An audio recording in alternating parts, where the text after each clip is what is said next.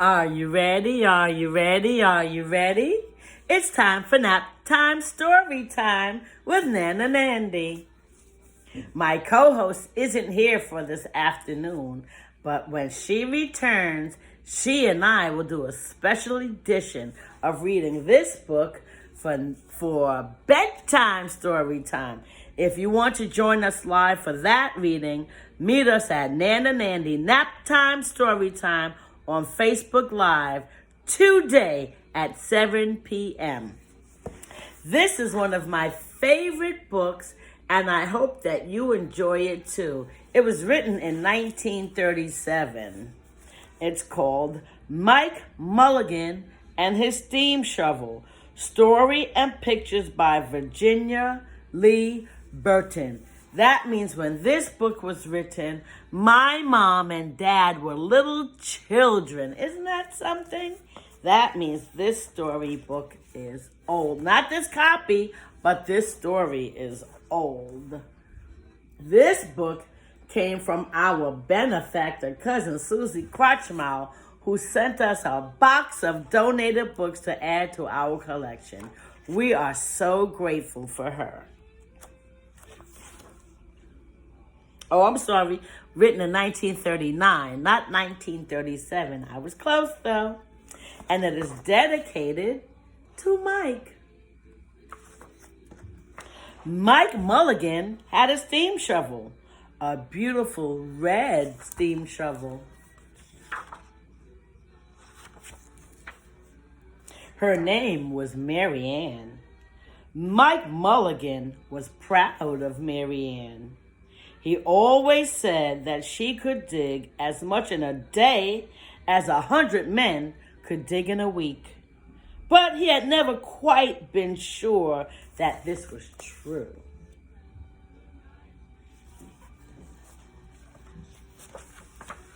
Mike Mulligan and Mary Ann had been digging together for years and years.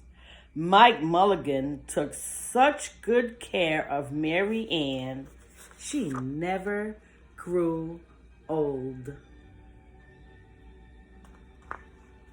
It was Mike Mulligan and Mary Ann and some others who dug the great canals for the big boats to sail through.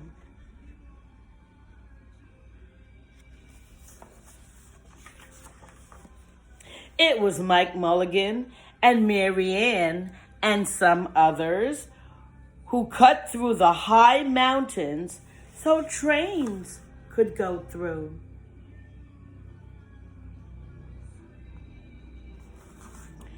It was Mike Mulligan and Mary Ann and some others who lowered the hills and straightened the curves to make the long highways for automobiles.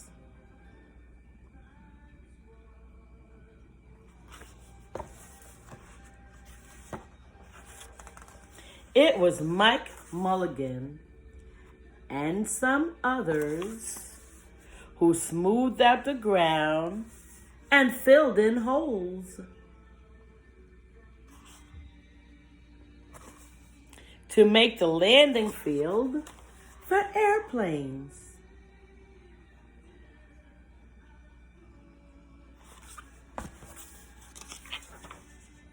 And it was Mike Mulligan and Mary Ann and some others who dug the deep holes for the cellars of tall skyscrapers in the big cities.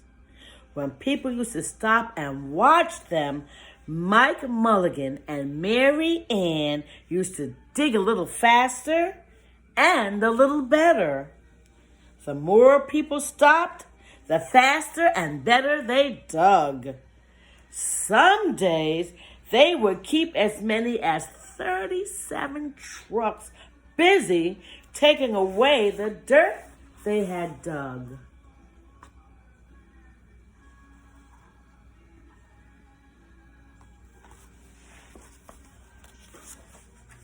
Then along came the new gasoline shovels and the new electric shovels. and the new diesel motor shovels and took all the jobs away from the steam shovels. Mike Mulligan and Mary Ann were very sad.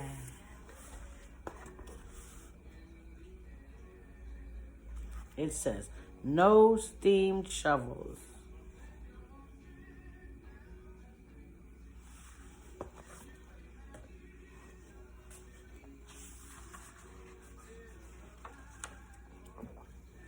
All the other steam shovels were being sold for junk or left out in old gravel pits to rust and fall apart.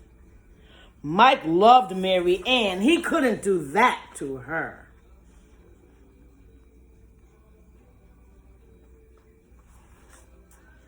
He had taken such good care of her that she could still dig as much in a day as 100 men could dig in a week. At least he thought she could, but he wasn't quite sure.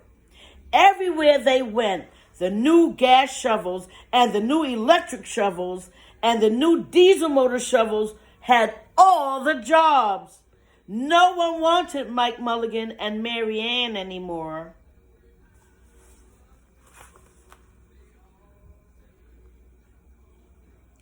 Then, one day, Mike read in a newspaper that the town of Poplarville was going to build a new town hall. We're going to dig the cellar of that town hall, said Mike to Mary Ann, and off they started.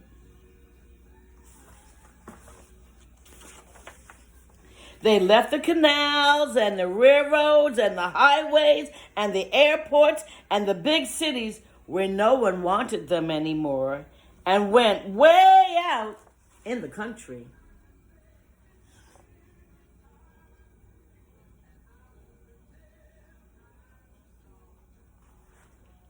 They crawled up slowly, up the hills and down the hills till they came to the little town of Poplarville.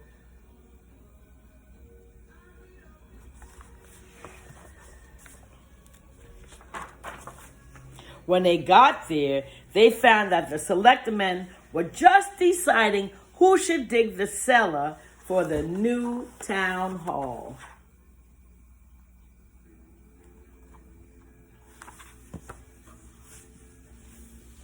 Mike Mulligan spoke to Henry B. Swap, one of the selectmen. I heard, he said, that you're going to build a new town hall. Mary Ann and I will dig the cellar for you in just one day. What? Said Henry B. Swap. Dig a cellar in a day? It would take 100 men at least a week to dig a cellar for our new town hall. Sure, said Mike, but Mary Ann could dig as much in a day as 100 men can dig in a week. Though he had never been quite sure that this was true, then he added, if we can't do it, you won't have to pay. Henry B. Swap thought that this would be an easy way to get part of the cellar dug for nothing. So he smiled in a rather mean way and gave the job of digging the cellar of the new town hall to Mike Mulligan and Mary Ann.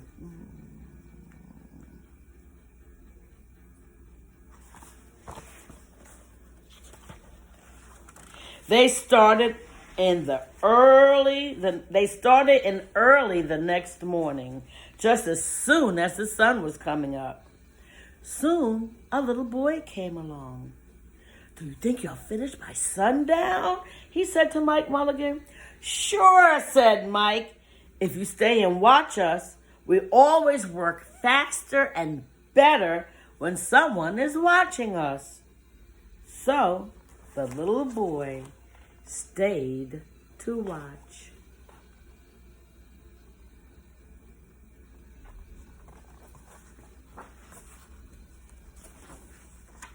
Then Mrs. McGillicuddy, Henry B. Swap, and the town constable came over to see what was happening, and they stayed to watch. Mike Mulligan and Mary Ann dug a little faster and a little better.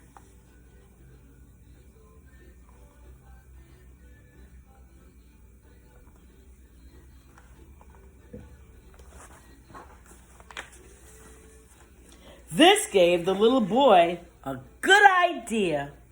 He ran off and told the postman with the morning mail, the telegraph boy on his bicycle, the milkman with his cart and horse, the doctor on his way home, and the farmer and his family coming into town for the day. And they all stopped and stayed to watch. That made Mike Mulligan and Mary Ann dig a little faster and a little better. They finished the first corner neat and square, but the sun was getting higher.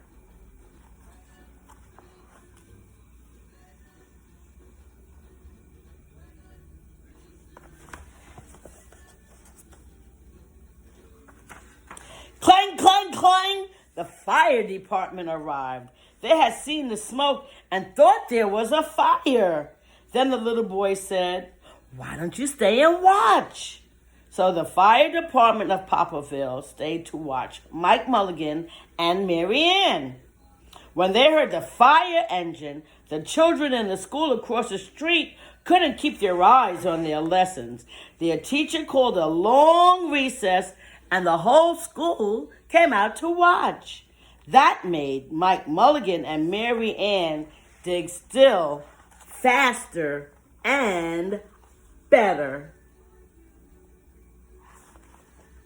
They finished the second corner neat and square, but the sun was right up in the top of the sky.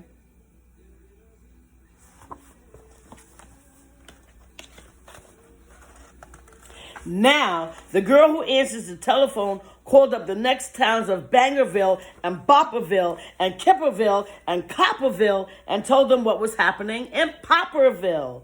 All the people came over to see if Mike Mulligan and his steam shovel could dig the cellar in just one day. The more people came, the faster Mike Mulligan and Mary Ann dug. But they would have to hurry. They were only halfway through, and the sun was beginning to go down.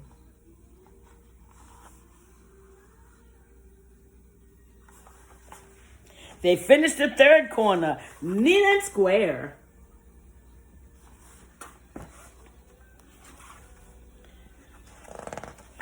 Never had Mike Mulligan and Mary Ann had so many people to watch them.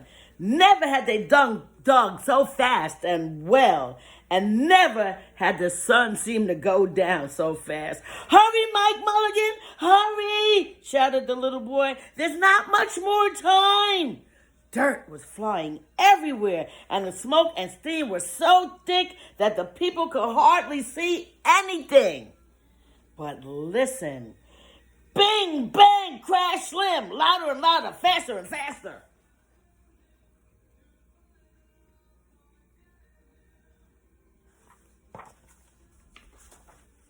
Then suddenly, it was quiet. Slowly, the dirt settled down, the smoke and steam cleared away, and there was the cellar, all finished.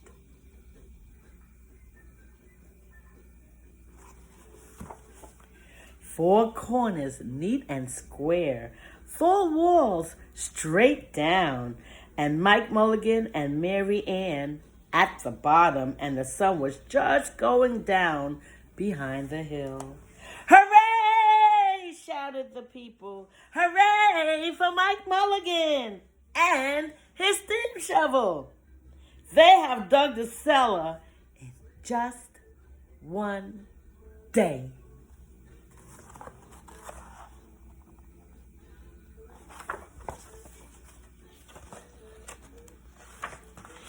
Suddenly, the little boy said, "How are they going to get out?"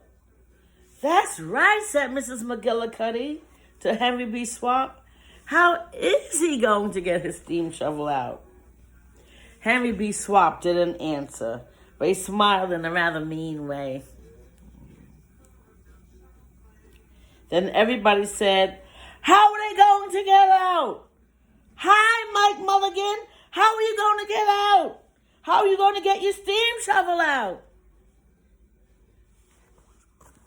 Mike Mulligan looked around at the 4 square walls and the 4 square corners, and he said, "We've dug so fast and we've dug so well that we've quite forgotten to leave a way out. Nothing like this has ever happened to Mike Mulligan and Mary Ann before," and they didn't know what to do.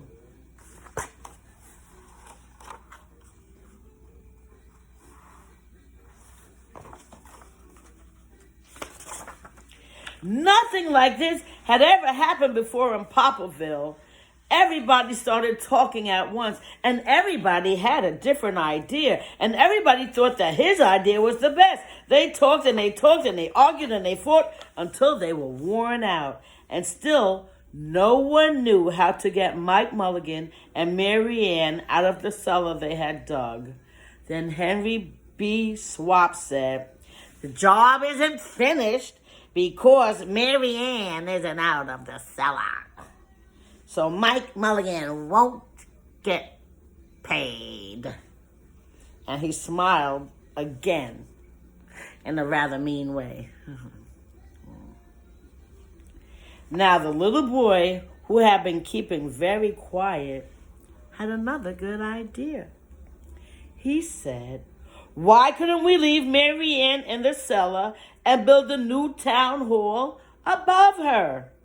Let her be the furnace for the new town hall. And let Mike Mulligan be the janitor. And then you won't have to buy a new furnace. And we could pay Mike Mulligan for digging the cellar in just one day." Now, if you see, there's a little asterisk right here. And it says that idea acknowledgement comes to Dickie Birkenbush. So I guess that was Dickie's idea. Dickie had a good idea.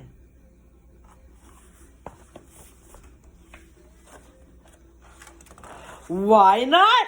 said Henry B. Swap, and smiled in a way that was not quite so mean.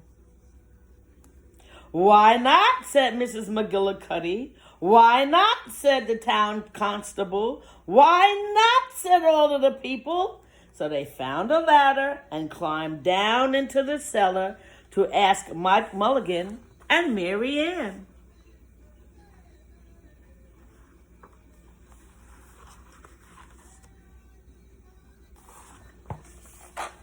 "Why not?" said Mike Mulligan. So it was decided, and everybody was happy.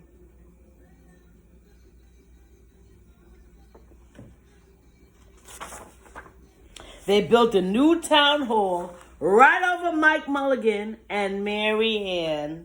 It was finished before winter. Every day, the little boy goes down to see Mike Mulligan and Mary Ann, and Mrs. McGillicuddy takes some nice hot apple pies. As for Henry B. Swap, he spends most of his time in the cellar of the new town hall, listening to the stories that Mike Mulligan has to tell, and smiling in a way that isn't mean at all.